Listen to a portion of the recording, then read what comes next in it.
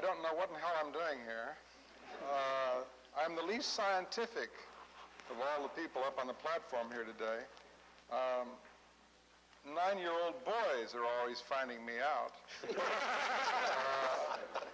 A 10-year-old boy a few years ago ran up to me and said, "Mr. Bredberi?" I said, "Yes." He said, "That book of yours, The Martian Chronicles?" I said, "Yes." He says, "On page 92, I said, "Well," he says, "where you have the moons of Mars rising in the east?" I say, "Yes." He said, "No."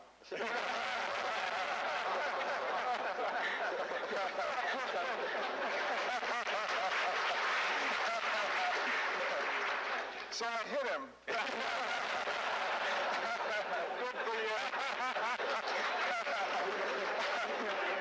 I'll be damned if I'll be bullied by boys. I was hoping that during the last few days, as we got closer to Mars and the dust cleared, that we see a lot of Martians standing there with huge signs saying Bredberi was right.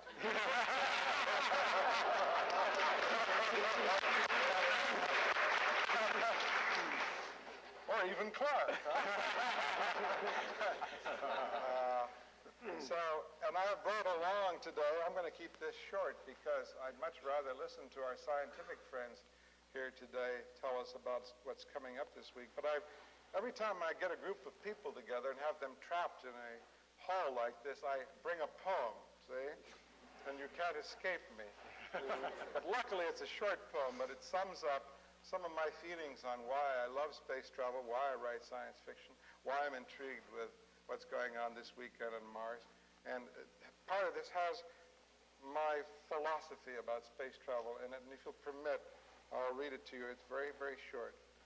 The fence we walked between the years did balance us serene. It was a place half in the sky where in the green of leaf and promising of peach, we'd reach our hand to touch and almost touch the sky. If we could reach and touch, we said, 'twould teach us not to, never to, be dead. We ached and almost touched that stuff. Our reach was never quite enough. If only we had taller been and touched God's cuff, his hem, we would not have to go with them who've gone before, who, short as us, stood tall as they could stand, and hoped by stretching tall that they might keep their land, their home, their hearth, their flesh and soul. But they, like us, were standing in a hole. Oh, Thomas, will a race one day stand really tall across the void, across the universe and all, and measured out with rocket fire, at last put Adam's finger forth, as on the Sistine ceiling, and God's hand come down the other way to measure man and find him good and gift him with forever's day? I work for that. Short man, large dream.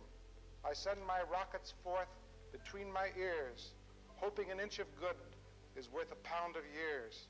Aching to hear a voice cry back along the universal mall, we've reached Alpha Centauri. We're tall. Oh God, we're tall.